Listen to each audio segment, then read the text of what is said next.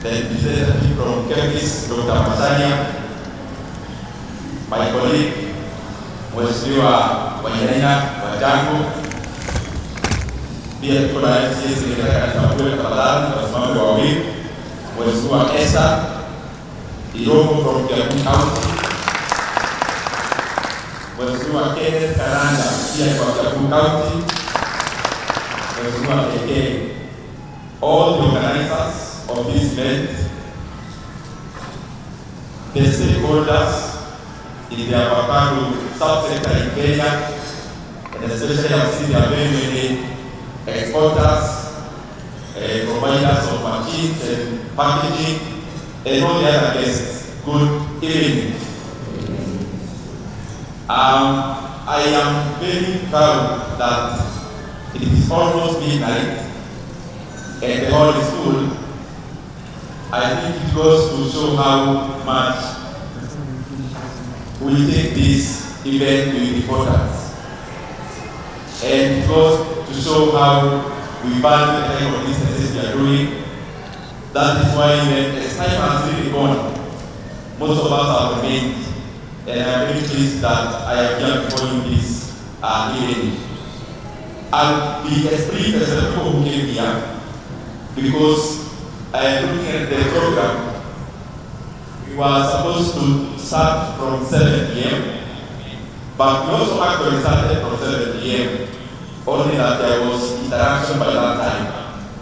And because we took much more time there, you allow me to be very brief so that we don't keep each other for too long. Allow me before I go to what brought us here. Majority of us are Kenyan. I have seen the outside of Kenya, that's why I'm saying majority. And there are some things I've cut across. And I am a politician. And I am a representative of the people. And in that respect, allow me my opening remarks to talk about what cuts across all of us as Kenyans. And especially the things we have been talking about, and especially what is there currently happening in Kenya. I have put my voice in it, and I want to reinforce. I know that's not what brought us here, but it is integral. And I want to reinforce that the government is setting sabbatical stay 50%.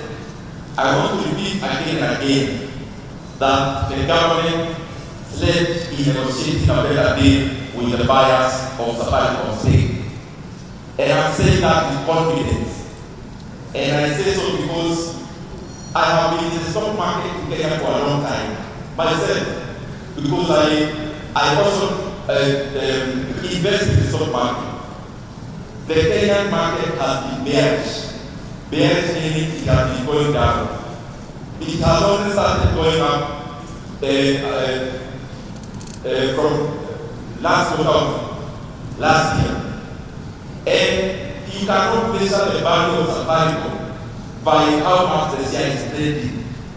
And there are many examples for that to be evaluated. There is something called a bank premium, when we are selling many shares together. We have seen many companies do that. Real did that in 2014. The share was 27 series. But by the time they were selling bank, it was bought by Rare, a company called Rare. The same brothers who started the company Argyle. The share was bought at 85 series. Like yesterday it was 27, by the time it was happening, it was selling at 85 series.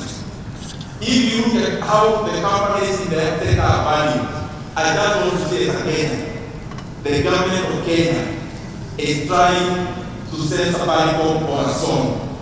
And because there is a period for that, for public participation, as we said in Parliament yesterday, we are going to put our voice, because we want Kenya to get the best value out of selling our most prized asset called Safaricom.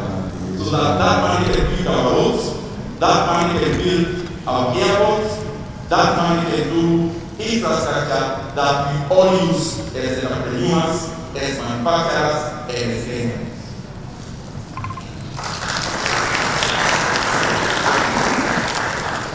And lastly, from my Ndindi Nyoro, I don't talk about these things in terms of politics.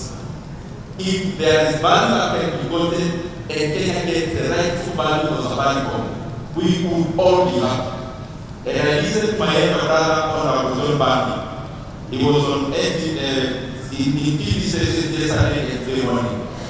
And he put a challenge that in fact, he was saying he was wishing I would be there so that we discuss that matter.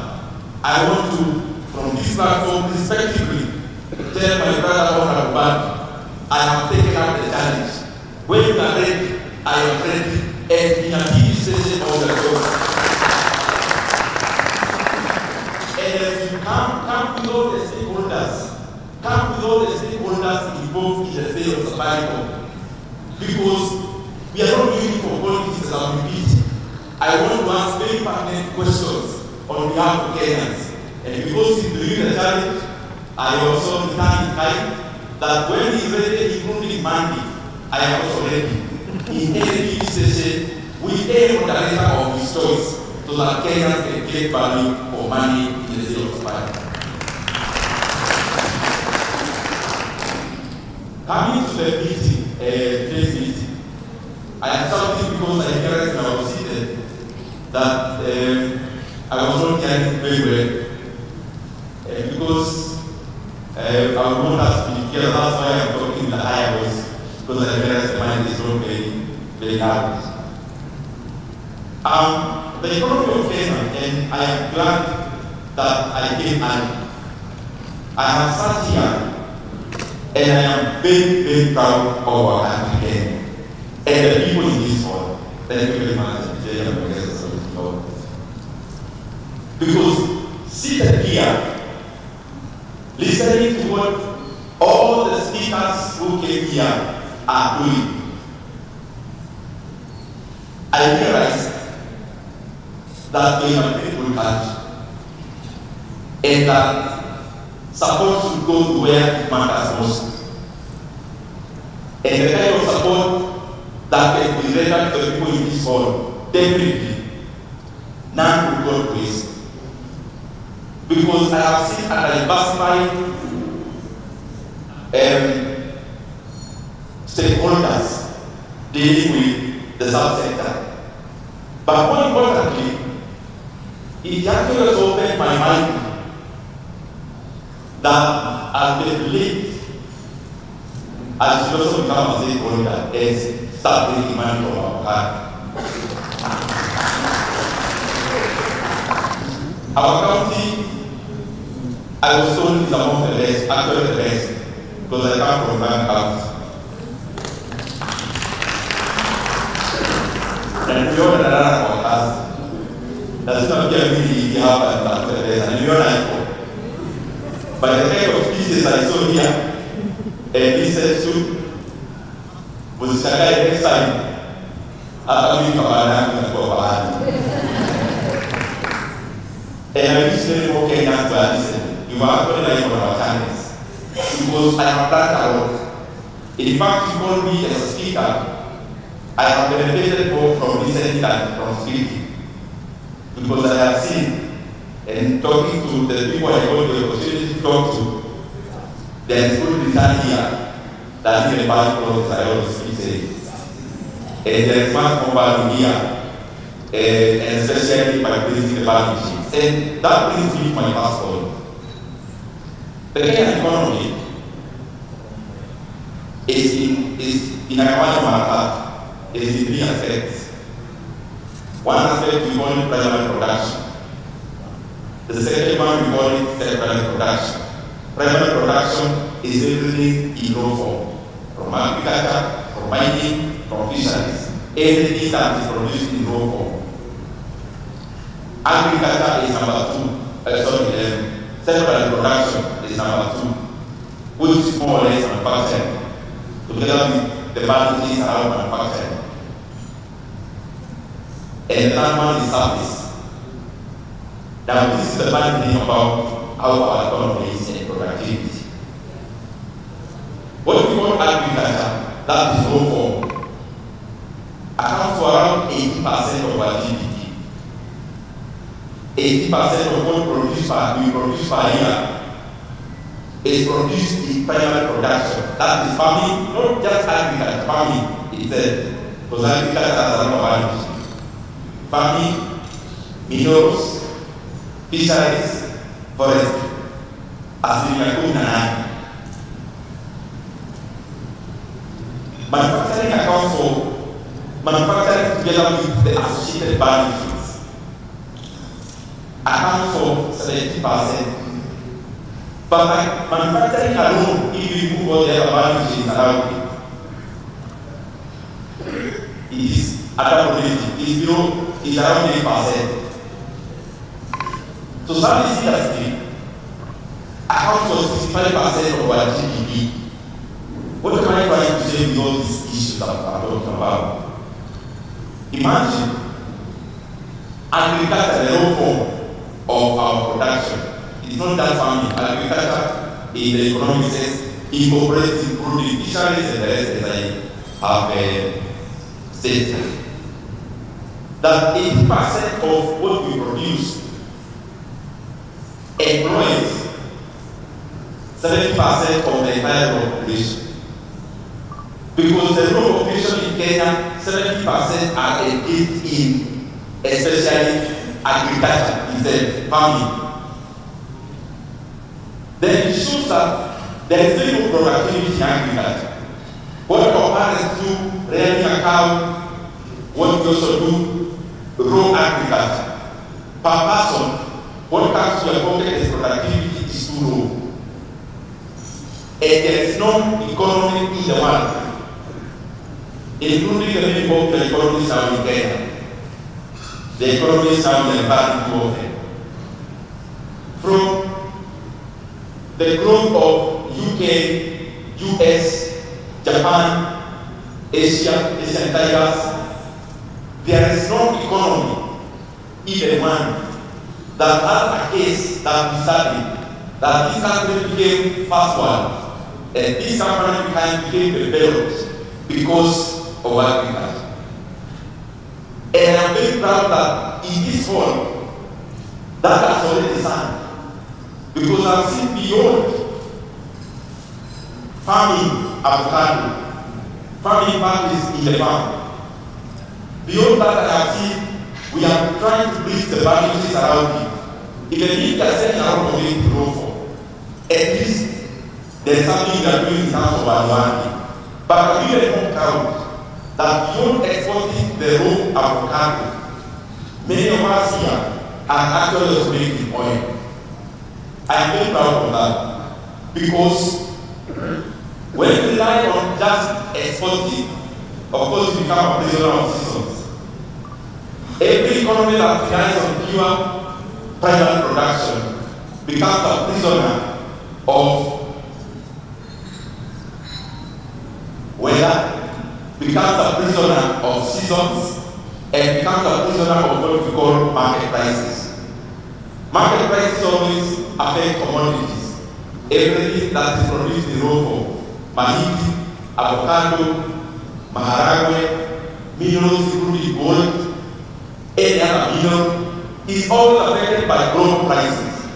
But when you start valuing, then you start doing some other things like branding, like blending, so that you can still sell the same thing, but you have capacity to actually determine the price. That is the happens in coffee. That there is coffee you buy at this much, but there is much more, there is another that you buy at a much higher price. Because of branding and blending. Because you can determine your price when you jump out of just primary production. Let me solve the jargons and economic issues. People in this world today, I want you, when you have time, started the billionaires from Nigeria. I think about them a lot because they motivate me. Billionaires from Nigeria. Starting with Dangote himself. Please go study them, even online when you have time. Start out the starting. Study a guy called Basoma. He has a company called Big Wego. Please, because I've seen what you're doing, go study those two cases. How Dangote started, and how BUA is a group of companies which now they are in many sectors. The reason I'm saying this, these two gentlemen, both of them started from agriculture. Dakota started from agriculture. The base of Dakota we know now, the richest black African there is in the world, started in this world day. The refinery is building, the base of Dakota refineries is agriculture. BUA started from agriculture. Now he's doing a refinery. He has of course BUA 7, both of them are also in 7 years. But the money they got from agriculture is the one that catapulted from where they are. But how do they do it?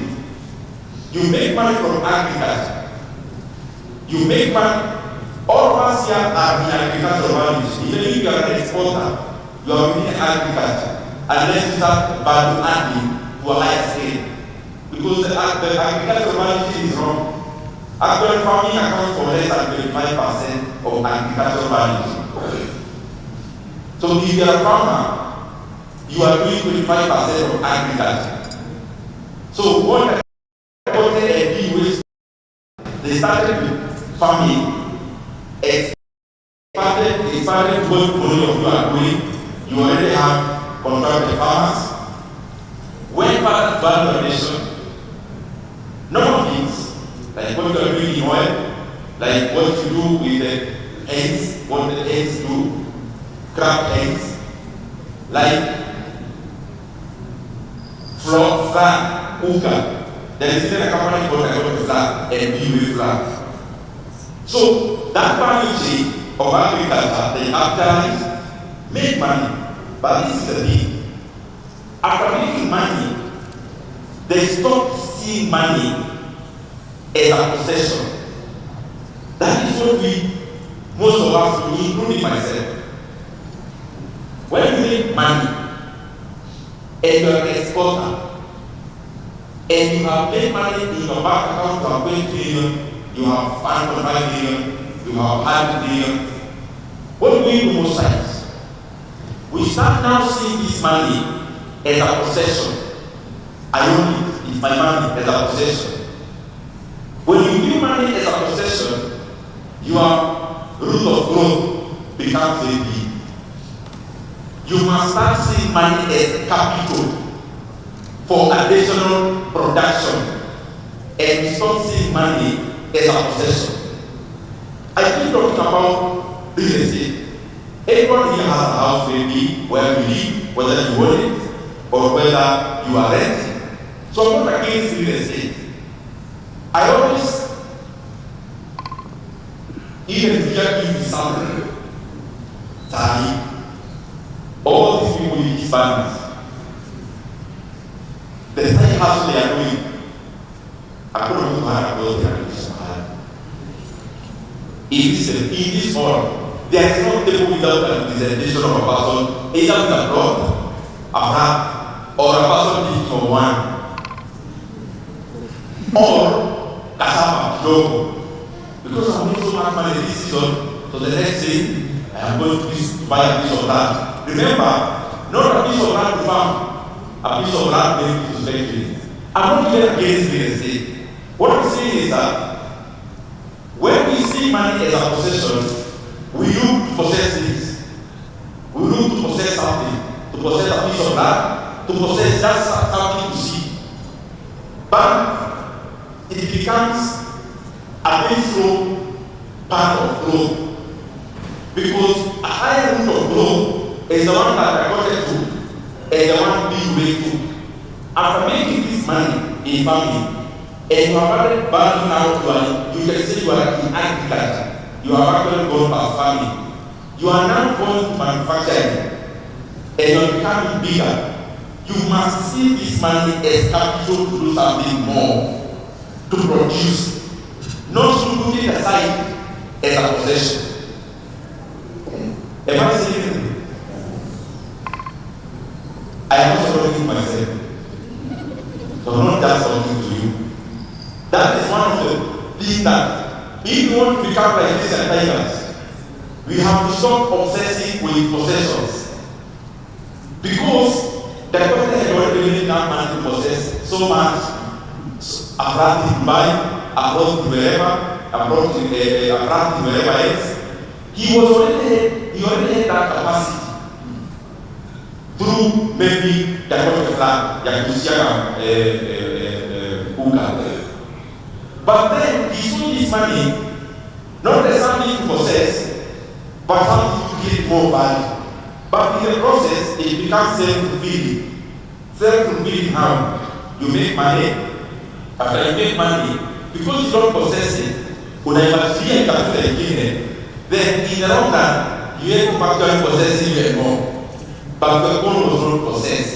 So let us invest whatever we are having in still expanding our value chains within what we are doing, but also expanding other things. You are doing the avocado, you can exhaust the entire value chain of avocado. You can exhaust the entire value chain, but then start also branching to other things that are related, and you keep on adding more products, again add more value to those products, and then from there you can even go on from just vertical, you can go horizontal, and then you enter into other industries, just like those two gentlemen. And if you do so, and I think I'm having a short speech, if you do so, now you are graduating, you are talking about, you started with 5 million shares, you are doing turnovers of 100 billion, you are right behind, and you are right behind. We expand our horizons of where we get financing. If I ask in this forum, where do we get our money to expand? Majority of us is in commercial banks. But if you started the Nigerian model, forget about the Nigerian economy. The fact is that Nigeria has the highest concentration of billionaires in Africa, black ones. So there is something plan there. You know what? Don't understand. You know, come on, the money that people get are you. Who can tell you where?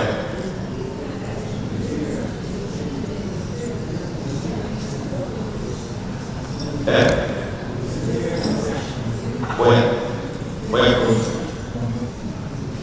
What happened for billionaires outside? But what was I saying about them? Can someone tell me what's the point of trying to do? You know, come back. It is too late to give our own speech. No, I already finished about possession. Can somebody tell me yes? Very good. Please clap for me. It was about financing. If I ask in this hall today where we get our money, majority of us is national. But you don't understand the scale. You can get money from regional lenders. The country is where it is because of our impact. Few ways where they are together with the country because of African finance cooperation.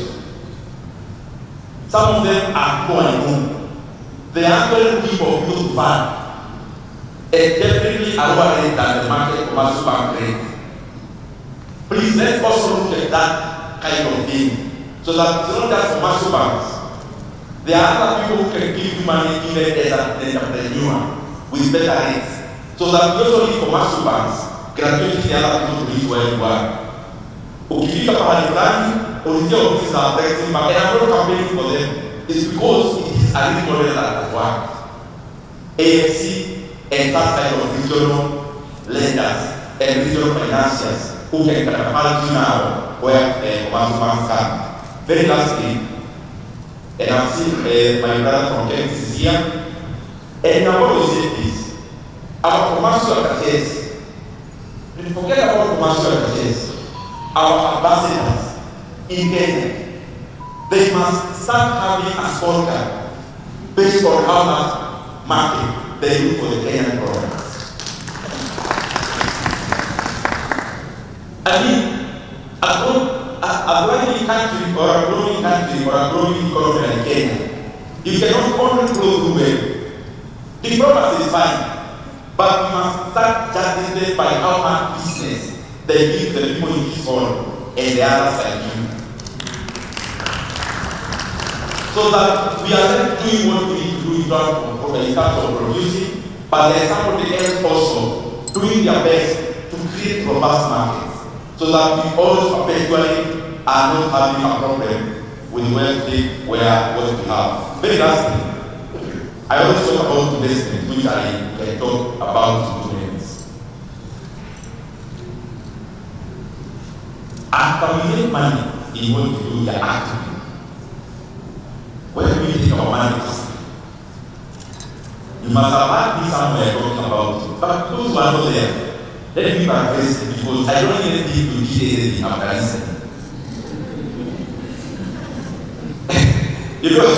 You get sometimes I read a magazine, watching, and I keep telling myself, I must stop reading for fun, and I must stop listening for fun. You don't agree on the moment. You watch Rumor TV, you watch CNBC, you read books, you read Fortune magazine, but to be exhilarated. I keep reminding myself, the reason for gaining knowledge is not for me to be excited. It is for me to prove something about myself. So that's why I'm saying, I don't even have to listen to that video. Not many of us did anything about it other than being happy. Passive investments is not just buying a product that I keep repeating that. And my brothers and sisters in real estate, you are doing a good job of giving us a place to build our homes. But we must reunite our capital. And I keep saying, the stock market in Kenya is grossly undervalued. And that is when we are talking about value. Take a company like the one Munasamaka and me, take Kenya Power. I'm not campaigning for them, but reason with me, this company, if we bought it, if all of us in this hall we bought Kenya Power today, we were able to score, we will spend 24 billion shillings. 24. The entire value of the company. Last financial year, not last, he made a 2 million this year. They made 24 billion in net profit. And one million I was talking to Jack, but he can't be a mini, so I think God foundation. Did you know without your market operation? Did you know what machine?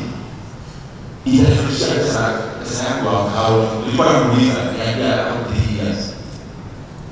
You can't make for the investigation I can do it. But listen again there. This is a company that if we bought it in this one day, you see the way government is selling Avocado. To sell this Avocado association. Vile tu unauza hiyo kuzieni. Na vile kumeuza hiyo na hasara, mkiangalia share, tutuzie hivyo hivyo. Tutanunua Kenya Power sisi wote. Avocado stakeholders will buy Kenya Power for 24 billion shillings. Are you clear up there? They make 1 year profit, 1 year net profit of 24 billion.